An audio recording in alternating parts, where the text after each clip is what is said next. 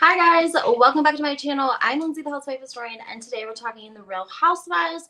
We're going to be talking a little bit about the Real Housewives of New York because we did get a new episode. So this is a warning. If you have not watched Sunday night's episode of the Real Housewives of New York, then you shouldn't watch this movie. Watch this video. We're going to be talking about Erin, who was on the Jeff Lewis podcast. And kind of talking about the episode. We're going to talk a little bit about Kyle Richards and Mauricio and some things that have recently been reported by, I think it was, who reported it? I think it was, sorry guys, I have it here, Reality Blurb. And we're also going to talk a little bit about the Real Housewives of Salt Lake City and Mary Crosby also making a return. So before we get into all that, make sure that you guys hit your like buttons. Subscribe to my channel, turn your notifications on. It's always good to have your notifications on because you never know when something could spark some juicy tea and I will just come live. I don't set videos, too far in advance. I like to get the tea to you guys as soon as I can. So that's why it's important to put your notifications on so it will let you know when I go live. Okay, let's start with Mauricio, Umansky, and Kyle Richards. If you don't know, just a very quick update. Kyle Richards has been, her name has been alleged and in the circle of the possibility that she may or may not be seeing this country singer, very young country singer named Morgan Wade, right? And so these rumors have been swirling, but before the separation rumors, yes, Kyle and Mauricio actually announced that they were separated, which is something we've never seen them do. We've never seen them fight. She's never ever let us see any cracks in their relationship. So very different sort of tactic than what we normally see from Kyle and Mauricio. Some reports saying that they've been living separate lives for years. However, also stopped drinking. It's been about a year since she's had alcohol. Morgan Wade is like 3 months sober. Also, Kyle Richards is producer of the music video, which then sparked more rumors about Kyle's sexuality and her may or may not be partner, Morgan Wade. Now, Jeff Lewis went on Watch What Happens Live, and when asked about Kyle Richards, he affiliated her name with Ozempic and then sort of announced her sexuality preference, and the next day he apologized for it, but she went on Amazon Live. Kyle Richards went on Amazon Live and said she just doesn't feel like being the butt of the joke right now and that she didn't really appreciate what Jeff Lewis had said. So people are a little bit confused because if you go back and look at Kyle Mauricio's statements that they made, she really asked for her privacy and for people not to run a salacious narrative. But knowing all of these rumors out here circulating didn't stop her from, starring Morgan Wade's love interest in the very risque music video for Morgan Wade. But Kyle is now producer on the video, so obviously if it makes more money, the more money she's going to make, the more attention that Morgan is going to get. Lastly, there are rumors Kyle has her own production company as well. So not only are they going to produce the music video, they're also going to produce Morgan's documentary, which circles me back to the fact that she is allegedly 3 years sober from Uggs and alcohol, right? So just say, of course, now Mauricio has been spotted out and about in Spain and allegedly does not have a ring on. When the Morgan Wade video came out, Mauricio allegedly left a bunch of fire emojis and, said that he loves it, great video, and that, of course, left people confused as well. So leave your thoughts on Kyle Richards, what's happening. People are also accusing her of making all this up for PR. They're considering the fact that maybe she is silently competing with Lisa Vanderpump because of all of the press that Vanderpump Rules got when the scandal broke, right? It's allegedly put that show back on the map, ratings, money, it's worked out great for her. So I feel like everything is timed for a reason, and it's like not something we typically see from Kyle Richards. Let me know your comments. Okay, let's talk Real Housewives of New York. We have to talk about the fact that we have a little bit of an issue with Jessel. So let's go through the cast a little bit. Right now we have Erin. She's a realtor. She's from New York. She is sort of the Kyle Richards of the group. Not quite, but you guys know what I'm talking about. She plans the events. Like, she's gets them together, yada, yada, yada. We have Uma. She's not married. We don't really see it like a whole lot of home life. But she's a model. She's gorgeous. She's funny, and she adds a lot to the show. We have Bryn. We're not really seeing a lot of family from her either. She's not married, and doesn't have children, but love her as well. So my hopes are that Bryn and Uma can develop a friendship where they can be allies and help each other, like with filming and scenes together. And they could be going out as like single women dating in New York, showing, you know, people what it's like to be single, trying to date in New York City. But I don't know if they'll go that way or not. That's just my suggestion, like something, because filming them separately without being like having a husband or children, it can be challenging, because then you have all of the other ladies who have a family life going on. And if you're young and single, your social life is likely going to look very different than, you know, somebody else who's in the PTA. Like, you're going to have a lot more freedom likely to go out and about. So that's just my suggestion. We have Jessel. She has twins. She is married. She comes from a big PR company. I think it was either Marc Jacobs. I can't remember if it was Marc Jacobs or Michael Kors, but she was PR for them. She said she was an immigrant that came to this country and had nothing. She was born in London. I don't know. That was a confusing statement. Anyways, she said she hadn't had sex with her husband since she had her kids, and the kids are like 18 months old. So there was really some shock factor there. And I think that she was embarrassed afterwards and wished she hadn't have said it on camera, because the more the ladies talked about it, the more that she knew, because everything they film obviously isn't going to make the cut and, you know, end up in a show. So sometimes when they say things, they don't always anticipate maybe it'll be left out. But if the women take it and continue to talk about it in different scenes, it forces production to put it in the episode, basically, because now you have everyone talking about it. And then we have then we have Jenna Lyons. We don't get a whole lot of her this week's episode, but we do see her with her son decorating a Christmas tree. She kind of tells a fib, and we're going to get into that. We talked about Bryn, and who am I missing? I think that's it, right? Oh, Sai. Sai is married. She has kids. She's an influencer. I like her. I do. I like her. Okay, let's get into last night's episode, Sunday night's episode. So we have Bryn.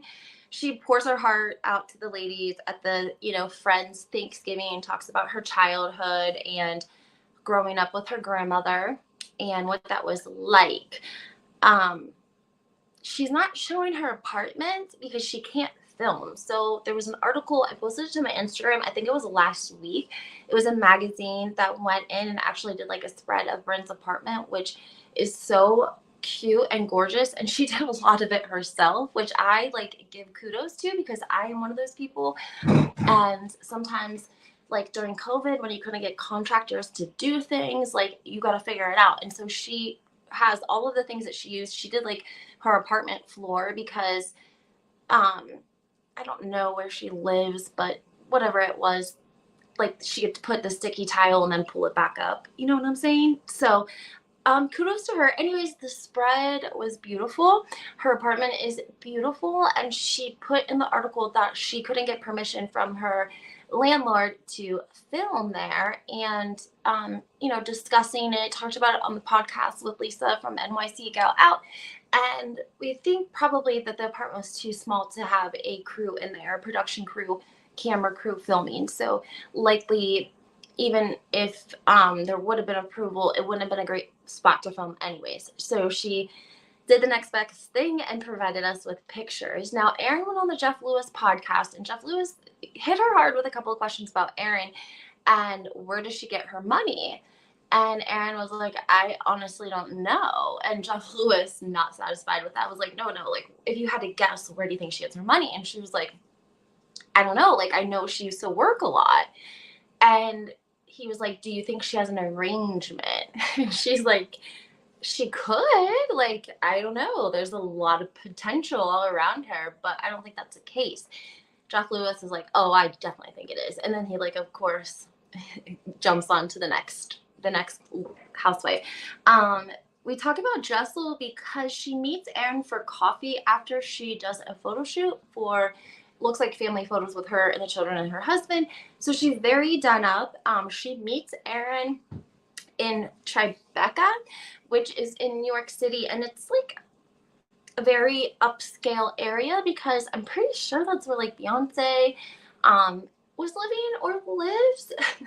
And so as soon as Erin sits down, of course she's in real estate. She doesn't really know why Jessel is calling her for coffee. She doesn't think that it's good, and she looks like she comes in the middle of her workday. So ladies, you guys know we're working mothers. If we're working, we're trying to kill it, at the office, and then we have things that seem not super relevant or people that are asking for our time or our energy and we're feeling frustrated or unappreciated, it can show. And I think that's what we're seeing from Erin, right? She looks like she was working, not in a bad way, but like you could tell, like her hair wasn't perfect, and Jessel was like 10 on 10, and just like, oh my gosh, I'm so sorry. Oh, I wouldn't normally be, so done up, but I had photos today.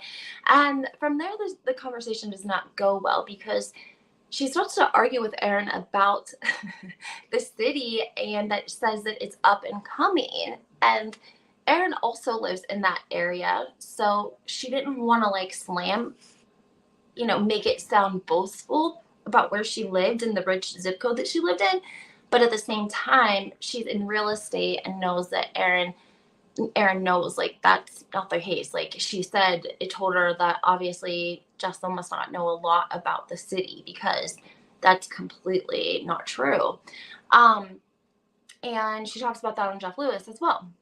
She explains that situation. And then Jessel says that Erin acts like she doesn't work.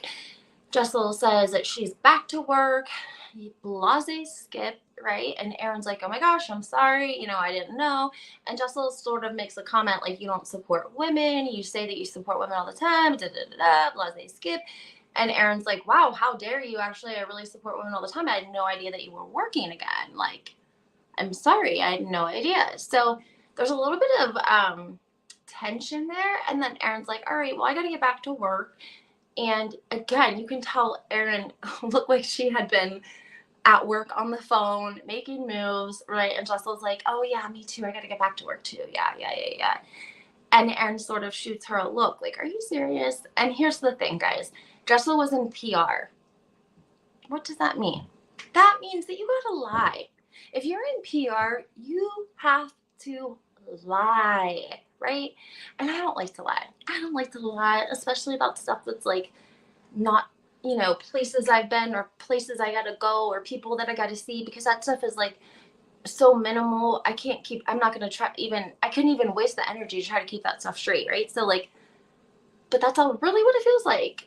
Because it's like all of a sudden she's like, oh yeah, I gotta get back to work too. And Erin's like, oh, you're going to work all down up, are ya? Like, I think that Jessel is awkward. I don't think she means me. I think she's gorgeous. I think she's very beautiful. She probably is very kind to rich people of different, backgrounds. But as long as they're rich now, that's good for her. And I'm not being mean to, like, when I say that, it's just kind of the feeling that I get, my personal opinion. Again, this is a review. So don't come for me in the comments, please. I'm definitely going to give her a chance. I love that she's a mother. I love that she has twin boys.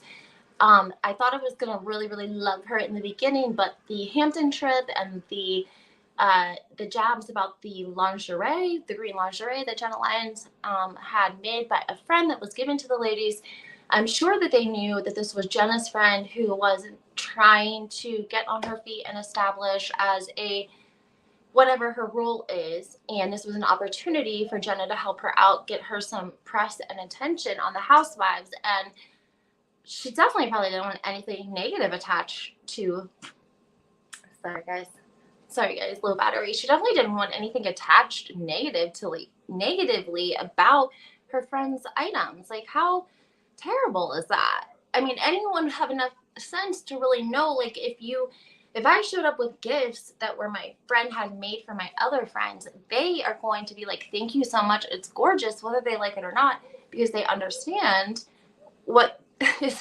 happening. So I don't know. It just left a bad taste in my mouth. Sai throws, no, it wasn't Sai. Jessel throws in a bed. I'm sorry. It looks like Jessel is throwing a very fancy event. Erin shows up. She has a sick son who allegedly has like 107 fever. So she's a little agitated to be there in the first place because her and Jessel didn't leave off on a great foot. However, she didn't want Jessel to say, oh, you don't support women. You didn't come to my event. So she goes, even though her son is very sick and she had to rush him to the doctors because he was coming up 107 fever with like the forward thermometer. Sai is at the event. We don't see a whole lot of her in this episode, her family and kids. We do see her talking about her business. I really loved that part. She's like, listen, she told us all how she started. She was blogging. One of her articles went viral for BuzzFeed, and she said the rest is history. It's a real job. She has real employees. She pays them health insurance, and I love that she was having that sort of conversation in the confessionals about her business, because I think that she is a great example for, young women who are trying to make it and don't have the privileges or the advantages of wealthy children who have wealthy parents. So when they go to Jessel's event, allegedly Jenna had told Jessel that she had another event and she wouldn't be able to make it to Jessel's event. And they FaceTime Jenna, and she is decorating the Christmas tree with her son. And she's like, yeah, guys, I'm so sorry. I don't really get to see my son very often. So I opted to stay home and be with him and decorate the Christmas tree. And so when they hang up the phone, Jessel makes like a great point, if you're at home decorating your tree, don't you think that us as your friends would understand that you don't get, always get to see your son, or it's a special, whatever the circumstances are? Don't you think your friends would have an understanding? So it's a little confusing because of the fact also that all of their phone calls are FaceTimed and they're scheduled, right? These phone calls are scheduled from cast. Anytime you see a phone call on Bravo, this has been confirmed by many Bravo celebrities present in X, the phone calls are scheduled. So she's gonna know they're gonna be calling, unless if she didn't pay attention to the event and the dates. I don't know if that's the case, but she would have known that they were going to speak on the phone and that they were going to FaceTime and that she was not going to be at an event. So did she outright lie? Was there confusion? Anyways, Brynn picks up on this and she's like, wow, I'm going to call her Jenna Lies or something. She said it somehow like that. And yes, Brynn is like beating a little bit of a dead horse with this. She gets held to such a high standard because her and Sai went to a different restaurant. And now Jenna can leave the Hamptons and not say bye to anyone. And now she can tell a fib about having an event versus being at home decorating the Christmas tree. So I do think Brynn is beating a dead horse with this. However, I think it must be producers that are pushing her to talk about it like that. And it's like, come on, guys, you don't have any other footage. Like, I'm at a loss as to why this is even part of the episode. Like, somebody else should have something going on that you could have put in there. So sometimes these episodes do feel like there's like filler parts to them. And again, guys, there was another housewife who filmed for a couple of months. Her name was Lizzie, and something transpired. I don't even want to open that can of worms, but she ended up quitting filming like 2 months in. So allegedly Bravo was having an issue they weren't having an issue, but that's why some of the first couple of episodes were a little bit choppy because they had to cut her out.